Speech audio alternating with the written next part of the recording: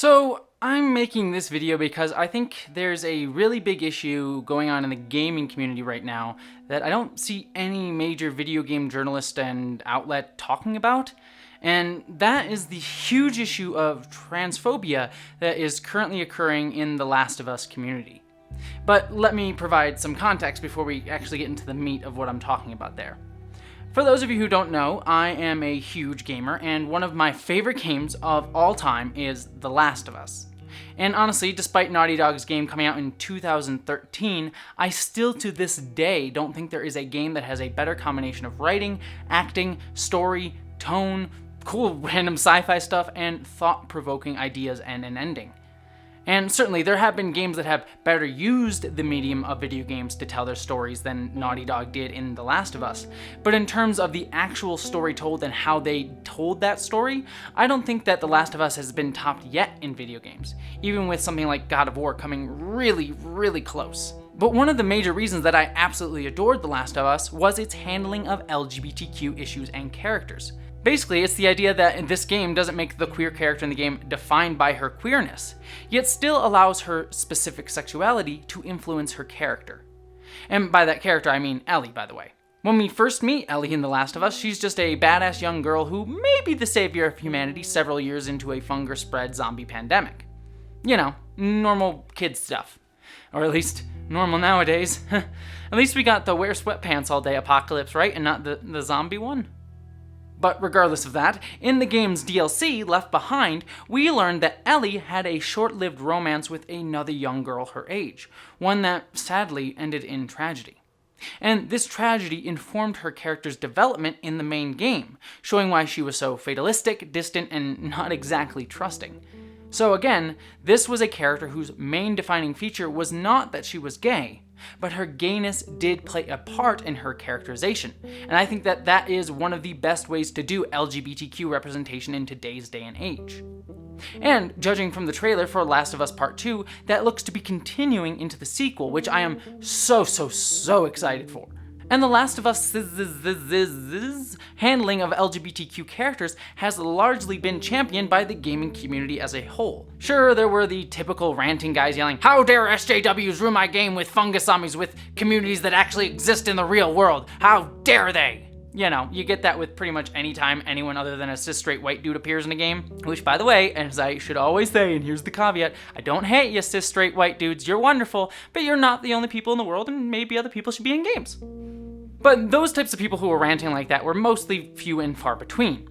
And I should mention, they do a bury your gay storyline in Left Behind and kill a woman of color to do so that's not exactly perfect, but I do think overall that Ellie and lesbian representation is handled pretty well in The Last of Us. Which is why I find the current issue of transphobia in The Last of Us Part 2 community so disappointing and honestly a bit distressing for me as a trans person. So recently, a bunch of Last of Us 2 Part 2 spoilers were released online, initially seeming to be from a disgruntled former employee of Last of Us developer Naughty Dog, though it now appears that that wasn't the case. It was maybe some hackers or something like that. Sony still hasn't released all the details on that. But regardless of that, the spoiler leaks appeared to be true, even causing Naughty Dog and Last of Us producer Neil Druckmann to comment on them. Now, don't worry, I'm not going to spoil anything about Last of Us Part 2 beyond a simple character description. But within the spoilers, it was revealed that there is a muscular woman who many perceive to be trans, though that isn't in any way confirmed, and has a controversial relationship with one of the lead characters in the game. Again, I'm not going to go any further into that. But this storyline apparently angered many of the game's fans.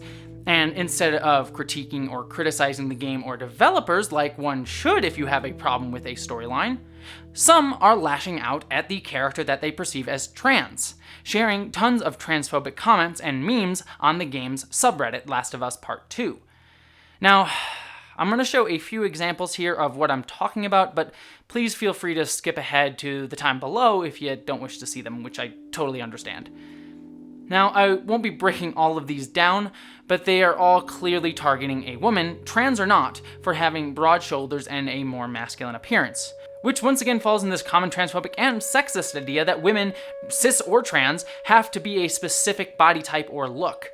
Some even criticize Ellie's redesign in Last of Us Part 2, calling her a, quote, trap, which is a transphobic term for a trans woman who tricks men into having sex with her, which rarely, if ever, happens, by the way. And also, trans women don't have to divulge their trans, especially when violence against trans people is very, very, very high, specifically because of ideas like being considered a trap or sneaky. Anyway, sorry, I won't get into a whole rant breaking these down. There are other times and places and things to do about that. But I think what's important to say here is that there's a lot to analyze about this stuff, and I think this backlash shows a couple of things. One, it showcases how often, while ideas of sexuality are becoming more and more accepted by society as a whole, trans people and gender issues still have a long fight ahead of us. Being accepting of gay people like Ellie doesn't necessarily mean that a community will accept trans people, which is still a huge battleground that we all need to be aware of. Quite often, the LGB sometimes gets accepted and the T is just ignored. We see this sadly with things like log cabin Republicans today, who are gay men who feel like, oh, we've mostly got every rights that we wanted, and so we don't really need to fight as hard for trans people, because we can kind of forget them if it serves our greater interest to kind of make us look like we're part of the establishment. Again, that's a whole other bigger topic to break down and talk about in another video, but I think it's showcasing that, at least to some degree, here in this sort of Last of Us controversy. And two, that homophobia, transphobia, and sexism are sadly all too prevalent still in online gamer spaces. I mean, look at the recent announcement of Assassin's Creed Valkyrie, which announced that they would let you play as a man and a woman Viking, and you'll see tons of people yelling like, women couldn't be Vikings, they were never Vikings, despite there actually being some historical precedent for women being Vikings. No, but people just want to rant about women being in a male-dominated space. Now, I don't want to color the entire gaming community as transphobic, homophobic, or sexist. I know way, way, way too many amazing gamer friends and accepting spaces within the gaming community to know that, honestly, this kind of stuff is more often the vocal minority to the gaming community than the actual norm. But sadly, these groups dominate and control a lot of online spaces. And even when the main majority of a space is actually accepting of trans or gay people, these people scream the loudest, and it makes people like myself, trans people, feel pushed out of a community that we really want to take part in. I really love The Last of Us Part 2, but now I'm kind of scared to engage in the online community because I'm trans, and I may be perceived as part of the problem why this game is going to be awful, or something like that. It makes me feel nervous or something that I don't want to engage with. Like, I want to take part in this community, but I can't.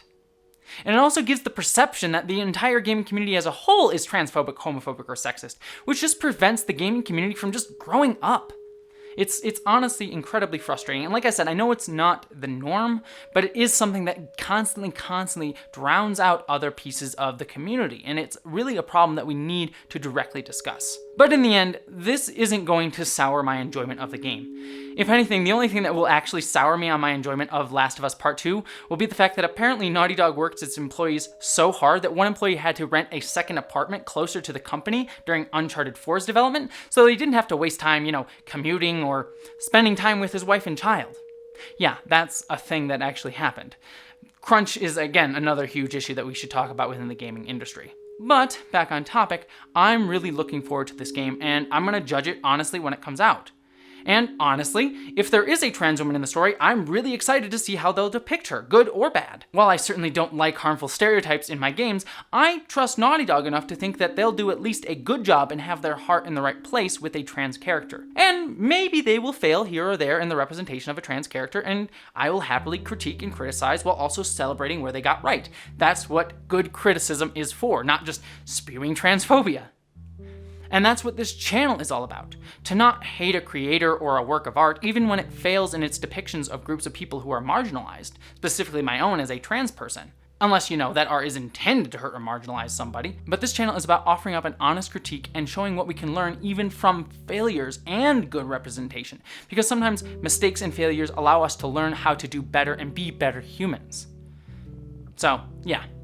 That's really everything that I wanted to say about this. It was just an issue that was kind of bothering me and I didn't really see anyone talking about, so I at least wanted to say something about it. So thank you so much for watching, and I really kind of know what all of you think. Let me know down in the comments below. Is this something that is going to hurt your enjoyment of the game? Do you think it's a big issue? How do you think we can combat it? I'd love to hear all your thoughts down in the comments. And don't forget to give a subscribe and a thumbs up to this video if you can. It really would mean a lot to me. And consider supporting me over on Patreon. Like many of you know, I recently lost my full-time job, so any support you can give to to me over there is greatly appreciated and directly impacts my life in a very, very, very meaningful way right now. But regardless of if you subscribe or give to my Patreon, I'm just glad that you stopped by, and I hope that you, as always, live long and prosper. Also, stay away from fungus zombies. Thank you all of you for watching, and a special thank you to my patrons, including my amazing commander level and above patrons: Miranda Janelle, Ashley Allen, Eli Berg-Moss, Sela Roman, Christina Dalliance, Greg Gillum, Stefan Schuhart, Boyd and Mary Beth Earl, Ish the Mad, Randy Thompson, Mouse Pounder, Wellington Marcus, Lorena Mesa, Alexander Miller, Mari Neckar, Gavin Robinson, Michael Beam, Aaron Brown, Munir Amlani, Maggie Evans, Maeve, Wendizzle Bizzle, Dante St. James, Wayne Twitchell, Patrick Shannon, Din Hagney, Mystic the Monarchete, Bree Beecher, and Polly Mina. All of your support means so much to me right now, so thank you to all of you. Live long and prosper.